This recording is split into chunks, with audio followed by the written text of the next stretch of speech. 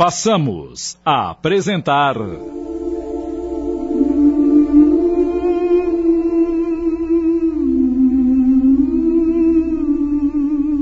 A Odisseia das Irmãs Fox, minissérie em 10 capítulos de Antônio Camargo Leme.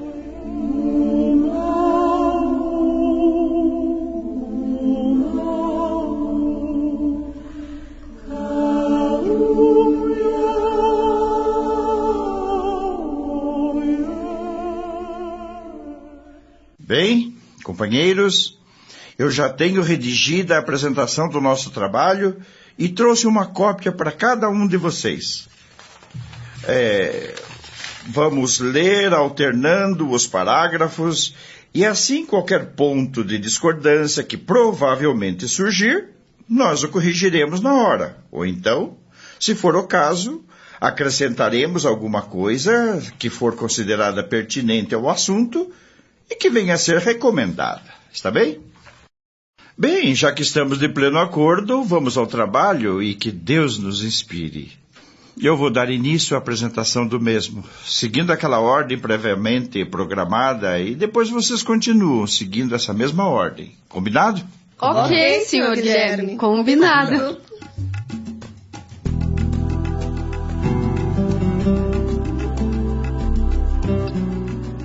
De tempos em tempos, a humanidade, com plena certeza, por determinação do plano espiritual, é despertada por muitos fatos que fogem ao seu cotidiano, causando, de certa forma, algum alvoroço e apreensões aos que deles participam, direta ou indiretamente, ou a eles simplesmente assistem, ou deles apenas tomam conhecimento.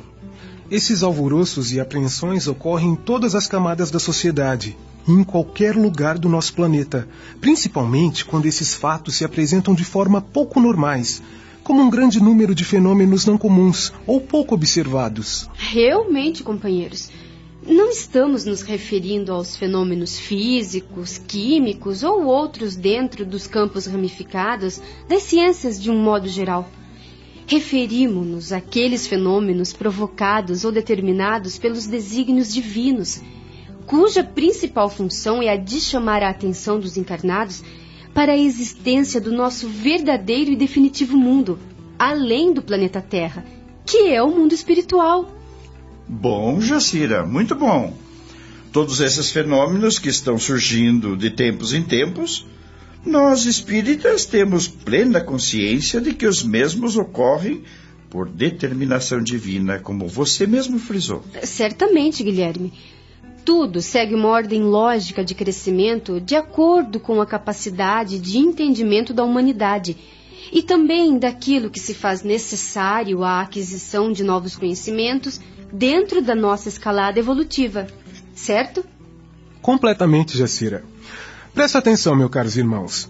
Quando analisamos as religiões através dos tempos, chegamos à conclusão de que nada nos acontece a mero acaso, ou por simples obra do chamado destino, como acreditam muitos, e quer aceitemos ou não, todas as orientações do plano espiritual nos chegam através desse contínuo intercâmbio entre os encarnados e os desencarnados, chamado mediunidade. Pois é, seu Nelson.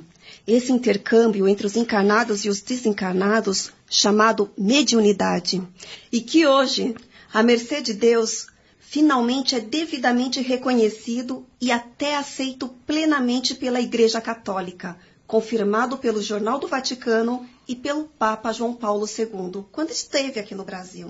Você deve se lembrar, Cristina, que esse assunto foi publicado pelo Jornal do Vaticano e reproduzido pela Flama Espírita em Uberaba, Minas Gerais, em junho de 97. A referida matéria foi enviada pela nossa conterrânea Terezinha Rey, residente na Suíça, que a traduziu do francês para o português, antes, porém, traduzido do italiano para o francês, cujo título é o seguinte: Vaticano autoriza a mediunidade. Como se uma lei divina dependesse da autorização do Vaticano. Exatamente, Nelson. Inicialmente, essa matéria foi publicada no Observatório Romano, órgão oficial do Vaticano, e posteriormente também foi publicada no jornal ANSA, que circula na Suíça, sendo a notícia divulgada por toda a Europa. O próprio Papa João Paulo II ratificou, através do seu sermão pronunciado em Recife, a resolução acima, quando esteve no Brasil pela segunda vez há alguns anos atrás. Disse-nos o Papa: o diálogo com os mortos não deve ser interrompido, pois, na realidade, a vida não está limitada pelos horizontes deste mundo. Complementando a sua observação sobre o mesmo assunto, Cristina, muito oportuna, por sinal, eu acrescento a afirmação feita pelo padre Dino Concetti, um dos teólogos mais competentes do Vaticano e comentarista do Observatório Romano, datada de dezembro de 96. Diz ele: para a Igreja Católica, os contatos com o mais além são possíveis, e aquele que dialoga com o mundo dos falecidos não comete pecado, e o faz sob inspiração da fé. Vejam, amigos, que uma declaração ou confissão bastante oportuna como essa, partindo diretamente do Vaticano, é de uma enorme valia para o nosso movimento espírita. Ora, minha gente, se o Vaticano falou, está falado. Vejam também como não está adiantando nada aos sépticos inveterados que pararam no tempo e no espaço desejarem tapar o sol com uma peneira, negando aquilo que salta com muita veemência aos nossos olhos. A verdade vai sendo desvelada gradativamente pelo poder divino, quer queiram, quer não queiram. Bem, mas tudo isso é muito válido, mas vamos voltar ao nosso caso sobre a família Fox. Em alguns relatos históricos da época consta que, por volta do ano de 1848, passaram a ocorrer fatos misteriosos que tanto espantavam como assustavam aos que deles tomavam conhecimento em diferentes cidades de um grande número de países. Mas que balbúrdia, hein, pessoal? Eram os móveis que se movimentavam sozinhos. Eram pancadas nas paredes, em qualquer hora do dia ou da noite, como já dissemos.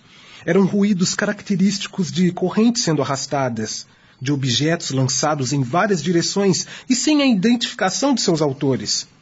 E o pior de toda essa barulheira é que ninguém conseguia decifrar ou explicar os tais fenômenos, os porquês de todos esses ruídos que tiravam o sossego dos pobres cristãos.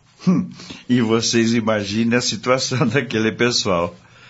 Problemas que hoje, para nós, são corriqueiros, mas que para o povo daquela época eram inexplicáveis. Estamos apresentando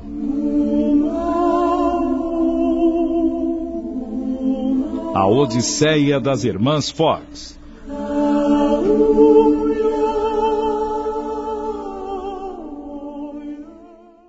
Voltamos a apresentar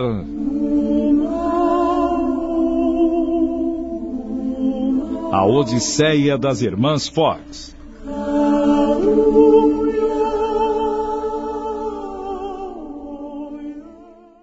Alguns silenciavam e tentavam ignorá-los ou esquecê-los, com medo de caírem no ridículo, ou de se tornarem testemunhas oculares dos mesmos e também sobre as implicações que poderiam surgir. Outros comentavam e tentavam em vão achar as respostas convincentes para aquelas ocorrências extraordinárias.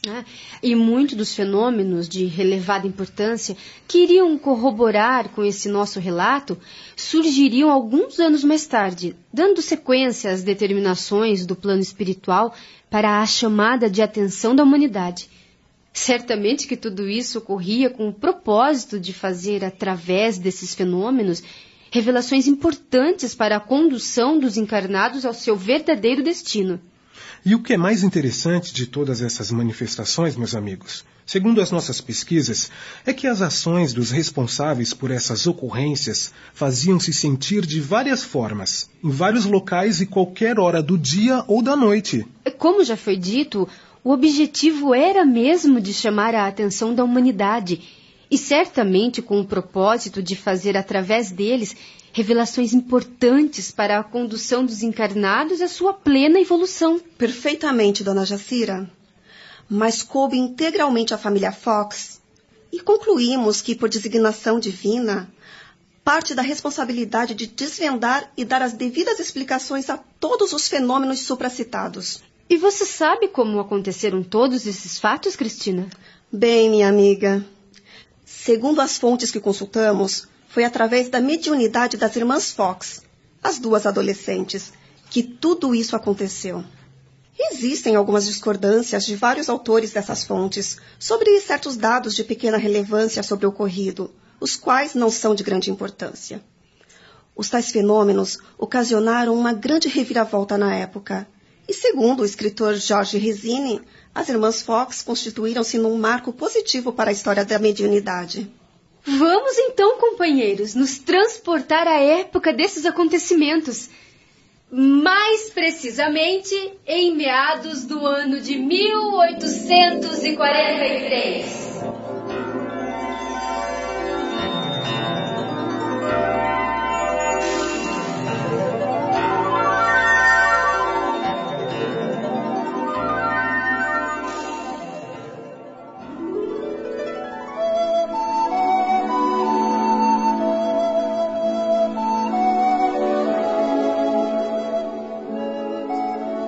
Na aldeia de Hydesville, no condado de Wayne, estado de Nova York, distante aproximadamente 30 quilômetros de Rochester, foi construído um barracão num terreno pantanoso. Os seus alicerces eram constituídos de pedras e tijolos até a altura da adega, e daí para cima as paredes eram de tábuas. Pelos dados históricos, concluiu-se que seus primeiros moradores foram o casal, Sr. e Sra. Bell, e uma jovem dama de companhia da Sra. Bell, de nome Lucrécia Pulver. Essa família residiu naquele local até o ano de 1846. Mas vamos aos acontecimentos, que culminaram com a participação muito significativa da família Fox para a solução dos problemas sobrenaturais, surgidos na época e que foram devidamente registrados nos anais da história.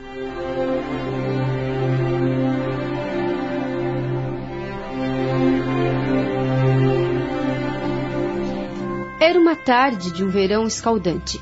Um vendedor ambulante de nome Charles B. Rosma, com pouco mais de 30 anos, após uma das manhãs de intensas vendas e de entregas de mercadorias na região, logo após o almoço, numa estalagem de beira de estrada, perguntava ao dono da mesma se ele conseguiria uma condução que o levasse até as proximidades de Hydesville, onde teria algumas cobranças e entregas a fazer. O estalajadeiro era um jovem senhor, simples e muito atencioso. Ao lhe entregar o troco pelo pagamento das despesas, apontou-lhe na direção da porteira, que dava acesso à estalagem, um rapaz dando de beber aos cavalos, atrelado a um velho trole. Eu garanto-lhe, amigo Charles, que o Ted está se dirigindo a Hydesville. Geralmente é esse o caminho que ele faz quando vem de Nova York. Tenho quase certeza que ele poderá ajudá-lo. Charles, um pouco desconfiado, se seria aceito ou não como carona, permaneceu em silêncio por alguns instantes, com o olhar fixo no pequeno trole. O estalajadeiro, percebendo a indecisão de Charles, chamou-lhe a atenção. O que você está esperando, meu rapaz? Vá até ele. Vá até lá falar com o Ted. Garanto-lhe que ele vai gostar da sua companhia. O jovem Ted é meu hóspede há muito tempo. Ele é um bom vivente. Por alguns trocados, ou até mesmo por uma boa conversa, o amigo já está com a sua condução garantida. Com a garantia dada pelo estalajadeiro, Charles animou-se e resolveu ir dialogar com o cocheiro. Bem, meu amigo, com essa garantia eu não tenho como duvidar da sua palavra. Já estou indo para lá. Pode ir tranquilo e boa sorte. Eu agradeço pela acolhida e garanto-lhe que daqui a uns 30 dias, mais ou menos, eu estarei voltando para essas paragens. Pois aqui eu estarei, muito satisfeito para recebê-lo mais uma vez nesta minha modesta estalagem. Apareça sempre. Charles o agradeceu novamente. Apanhou a sua enorme valise e se despediu dirigindo-se ao local onde se encontrava o pequeno trole para conversar com o seu proprietário. Este, ao perceber a sua aproximação, abriu-se num largo sorriso e se antecipou. Acabamos de apresentar...